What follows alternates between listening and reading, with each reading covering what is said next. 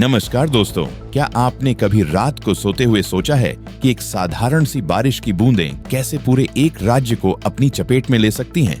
वो बूंदें जो कभी खुशी की वजह बनती हैं, वही कैसे मौत का पैगाम लेकर आती हैं। आज हम बात करेंगे पंजाब की उस भयानक बाढ़ की जो 1988 के बाद की सबसे खौफनाक त्रासदी बनकर उभरी है। कल्पना कीजिए, एक सुबह आप जागते हैं और चारों ओर सिर्फ पानी का समंदर फैला हुआ है। घर डूबे हुए, सड़कें गायब और लोग चीखते चिल्लाते मदद की गुहार लगा रहे हैं। लेकिन रुकिए, ये सिर्फ शुरुआत है।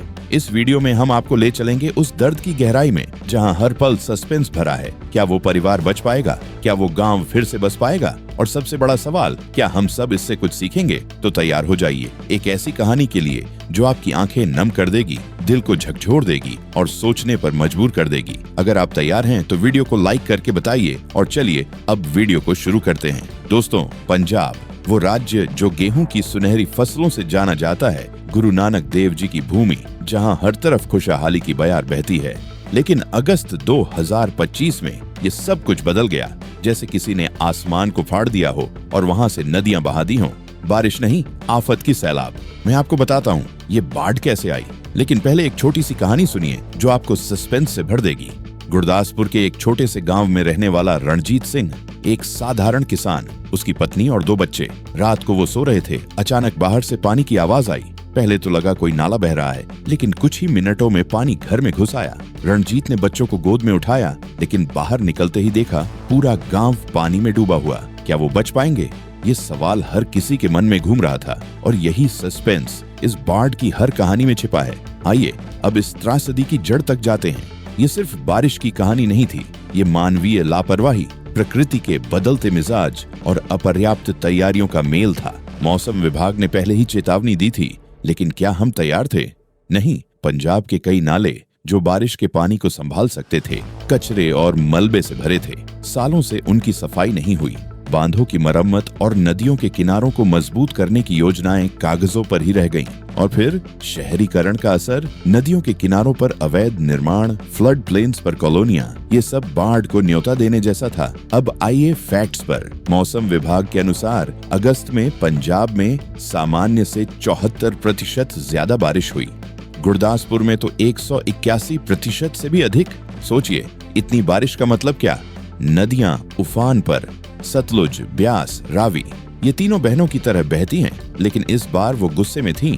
ऊपर हिमाचल प्रदेश और जम्मू कश्मीर में भारी वर्षा हुई, जिसका पानी इन नदियों में आया। और फिर मौसमी नाले, जिन्हें लोकल में चूहे कहते हैं, वो भी भर गए। ये नाले छोटे लगते हैं, लेकिन बाढ़ में ये शेर बन जाते हैं। रावी नदी का बांध टूटा और तबाही फैल गई। 300 से ज्यादा गांव गुरदासपुर में डूब गए। अमृतसर के अजनाला इलाके में तो पानी इतना ऊंचा था कि घरों की छतें भी दिखाई नहीं दे रही थीं।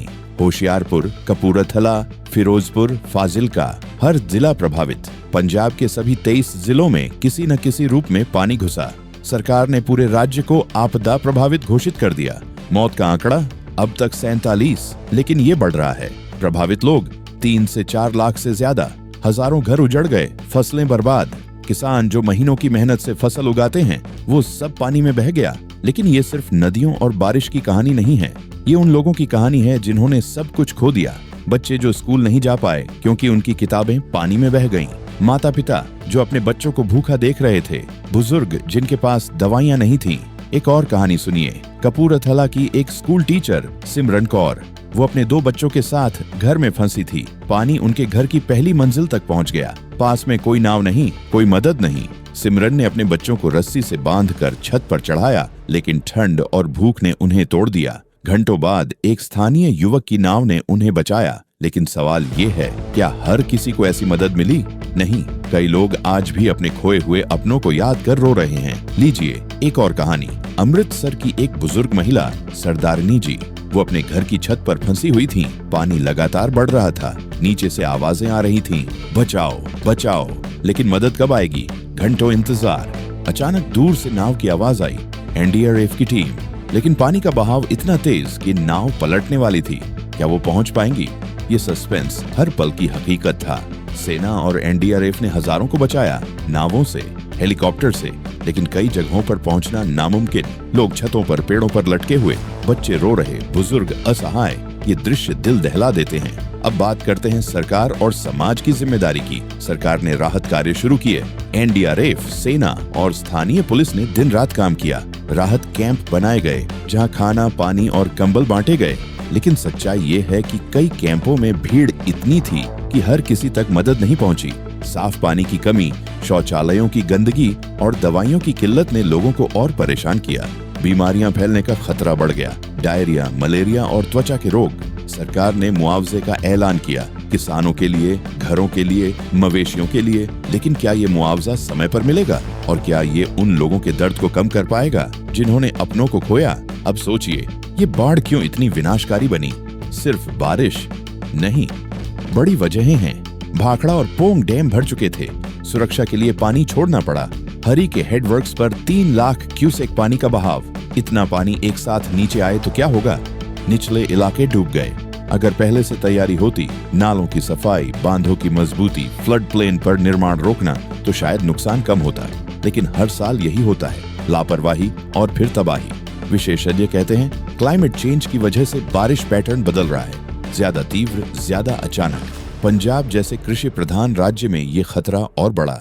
दोस्तों, अब बात प्रभावित लोगों की। मजदूर जो रोज कमाते खाते हैं, उनकी जिंदगी ठप। छोटे दुकानदारों की दुकानें डूबी, किसानों की फसलें गईं, मवेशी बह गए या भूखे मर रहे। एक कहानी और, फिरोजपुर के एक युवा किसान हरप्रीत, उसने अपनी गायों को बचाने के लिए नाव में लादा, लेकिन बहाव में एक गाय बह गई। वो रोते हुए कहता है, वो मेरी परिवार की सदस्य थी। ऐसे हजारों किस्से। राहत कैंपों में लोग रह रहे हैं, वहाँ खाना, पानी, दवाइयाँ मिल रही हैं, लेकिन भीड़ इतनी कि हर किसी तक पहुँचना मुश्किल। बीमारियां फैलने का खतरा, डायरिया, मलेरिया। सरकार ने मदद का ऐलान किया, मुआवजा, राशन। लेकिन क्या ये काफी है? अब कहानी का अगला भाग, भविष्य क्या होगा? क्या पंजाब फिर से खड़ा हो पाएगा? विशेषज्ञ कहते हैं हाँ, लेकिन बदलाव जरूरी। नालों की नियमित सफाई, नदियों के किनारे मजबूत करना, अवैध निर्माण रोकना। समाज को जागरूक होना होगा। युवा आगे आए, जैसे कुछ लड़के गांव में बोरवेल पंप लगा रहे हैं। लेकिन सरकार से सवाल, मुआवजा कब मिलेगा? राहत कैंप सुधारेंगे, बीमारियां रोकेंगे, स्थायी समाधान करेंगे? अगर हाँ, तो ये सबक बनेगा। दोस्तों, अगर ये वीडियो आपके दिल को छुआ हो तो लाइक कीजिए, शेयर कीजिए और कमेंट कीजिए। और साथ ही हमारे चैनल श्रद्धा फैक्ट्स को सब्सक्राइब कीजिए।